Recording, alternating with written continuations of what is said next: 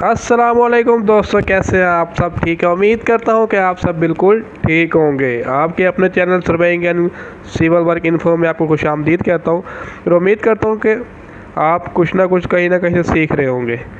तो चलते हैं आज के हमारे टॉपिक की तरफ। आज का हमारा टॉपिक है कि हम हेक्सागोन की एरिया कैसे फाइंड करते हैं। हेक्सागोन जिसके 6 कोने होते हैं, जैसा कि आपको वीडियो में नज़र आ रही है। एक ड्राइंग मेरे सामने पड़ी है, उसके 6 कोने हैं। ये 1 2 3 4 5 6।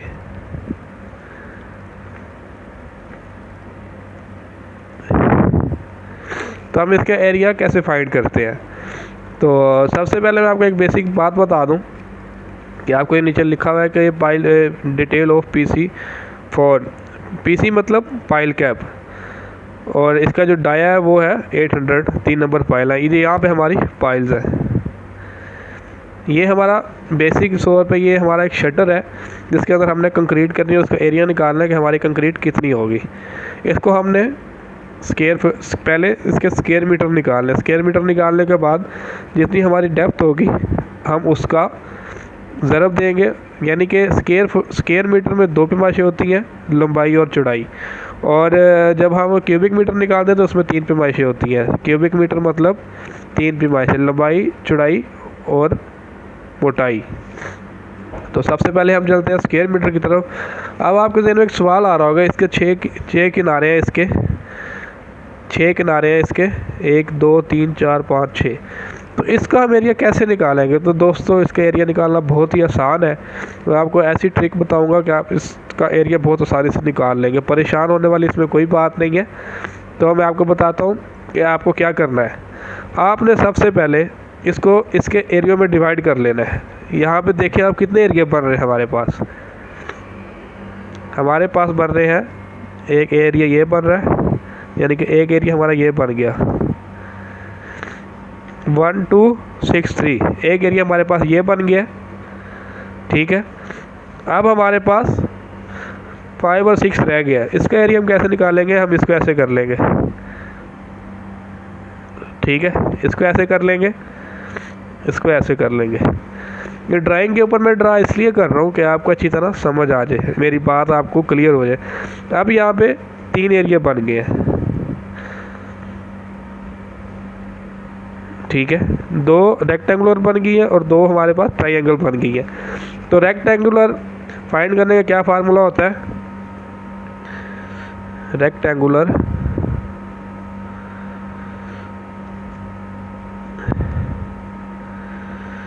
Area is equal to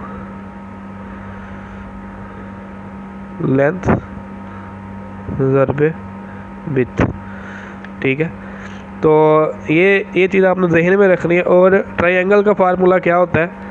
triangle का फार्मूला होता है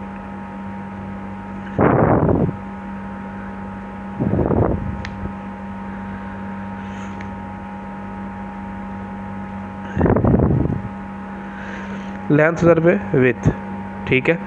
तो सबसे पहले हम चलते हैं हमारे इस रेक्टेंगुलर की तरफ। तो इसकी जो ये पैमाइश लिखी हुई है 3.100। आपने कैलकुलेटर पे लिख लेना है 3.100। और इसकी जो चौड़ाई है वो लिखी हुई है, पहले चौड़ाई इसकी 2 हिस्सों में लिखी हुई है। तो चौड़ाई को आपने पहले प्लस कर लेना है। चौड़ाई इसकी है पड़ी, ये है वो 0.577 प्लस 0.550 इज इक्वल टू 1.127। तो इसकी जो ये जो हमारी टोटल डायमेंशन है, इसकी जो टोटल आ गई वो आ गई 1.127, ठीक है। और ये हमारे पास है 3.100। तो ये जो हमारा आंसर आया ज़रबे 3.100। जैसा कि मैंने आपको बताया है कि रेक्टेंगल का जो फार्मूला होता है वो होता है लेंथ ज़रबे विड्थ, ठीक है। तो ये हमारी लेंथ है, ये विड्थ है। तो हमने इसको ज़रब करके आंसर इसका आएगा 3.4937। तो इसको हमने यहाँ पे लिख देना है। ये हमारा एक रेक्टेंगुलर का एरिया निकल आया है, ठीक है। हमारे पास 4 एरिया आपने ये ज़हन में रखना। 2 हमारे पास रेक्टेंगुलर है और 2 हमारे पास जो है वो ट्रायंगुलर है। तो एक रेक्टेंगुलर का जो एरिया निकला है वो निकला है 3.494, ठीक है। अब हमने दूसरी रेक्टेंगुलर का फार्मूला निकालना है, एरिया निकालना है। तो दूसरे का एरिया कैसे निकलेगा?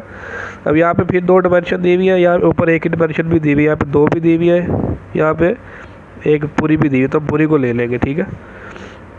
ये हमारे पास कितनी में बता रहा है। उसके बाद फिर इधर आ जाइए, फिर 2 डायमेंशन दे रहा है आपको, ये 2 डायमेंशन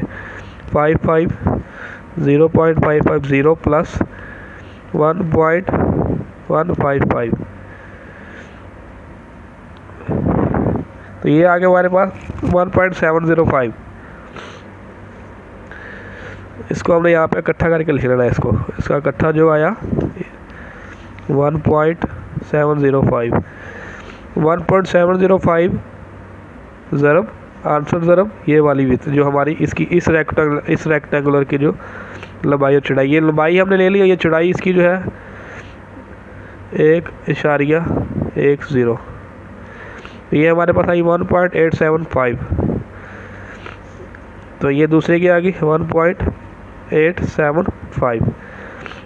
हमारे पास तीसरा और चौथा रह गया ट्रायंगल। ट्रायंगल में हम क्या करते हैं, हम लंबाई और चौड़ाई लेके उसको ज़रब करते हैं, आपस में बटा 2 कर देते हैं। तो इसकी जो लंबाई है ये दी हुई है, ये ऊपर ये देखिए लाइन सीधी उसने ऊपर शो की हुई है ऐसे करके। और ये इसने बताया हुआ है कि ये जो किनारा है, ये वाला किनारा इस किनारे से 1 मीटर अंदर है। अब क्या करेंगे, लंबाई इसकी ये सेम रहेगी, ये वाली लंबाई इसकी सेम रहेगी, लंबाई सेम रहेगी। तो लंबाई ज़रबे चौड़ाई 1.705 ज़रब 1 मीटर कितना आ गया 1.705 1.705 ओवर 2। तो हम यहाँ पे तकसीम 2 कर देंगे, इक्वल टू 0.8525, ठीक है। अब ये एक रेक्टेंगुलर हो गया। अब ये दूसरा भी हमारा सेम है। एक दफ़ा दोबारा आपको क्लियर कर देता हूँ। ये हमारी लंबाई सेम ही रहेगी, जो इस रेक्टेंगुलर की जो हमारी लंबाई थी वो सेम रहेगी। यहाँ पे 1.705 ज़रबे ये हमारी ये वाली चौड़ाई, वो बता रहा है कि ये वाला जो कोना है 6 नंबर कोना हमारा 5 नंबर कोने से 1 मीटर अंदर है, 1 मीटर बाहर है। तो ज़रबे 1 करेंगे हम, कितना आ गया 1.705 ओवर 2, क्योंकि यहाँ पे हमारा जो फार्मूला है 1/2 ज़रबे लंबाई ज़रबे चौड़ाई इनटू लंबाई ज़रबे चौड़ाई। तो वही फार्मूला हमने अप्लाई किया, ये लंबाई ज़रबे चौड़ाई हमारा ये वाला हिस्सा आ गया, ठीक है। हमने 1/2 यहाँ पे 2 डायरेक्ट लिख दिया है। तो आगे जो जवाब आया है वो हमारा 1.705 ओवर 2 इज इक्वल टू 0.8525। तो ये हमारे चार एरिया थे, ये 1 एरिया, ये 2 एरिया, ये 3 एरिया, ये 4 एरिया, 2 रेक्टेंगुलर और 2 हमारे ट्रायंगल, इनका एरिया निकल आया। अब हमने क्या करना है, इन चारों को आपस में जमा कर देना है। 3.494 plus 1.875 plus 0.8525 plus 0.8525 is equal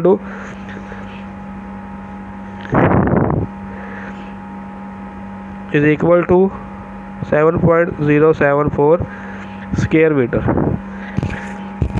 7.074 square metre जो हमारा एरिया इसका निकला है, टोटल एरिया इस जगह का हमने टोटल एरिया निकाल लिया।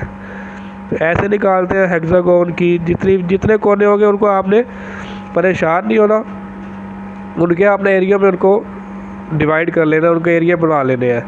उसमें रेक्टेंगुलर भी होंगे, उसमें ट्रायंगल भी होंगे उसमें स्केयर भी होंगे। आपने उनको अलग-अलग एरिया बना लेना, परेशान नहीं होना। ये बहुत आसान ट्रिक है जो मैंने आपको बताई है, तो आपको समझ आ गई होगी कि कैसे इसका एरिया निकालते हैं। अगर किसी बात की समझ ना आए तो मुझे कमेंट कर दें, मैं आपको दोबारा समझा दूँगा। Thank you. उम्मीद करता हूँ कि आपको वीडियो बहुत ज़्यादा पसंद आई होगी, आपने बहुत ज़्यादा सीखा होगा। आगे भी इस तरह की वीडियो देखने के लिए मेरे चैनल को सब्सक्राइब करें, वीडियो को लाइक करें और शेयर करना मत भूलें। और नेक दुआओं के साथ, नेक तमन्नाओं के साथ अगली वीडियो तक अल्लाह हाफिज़।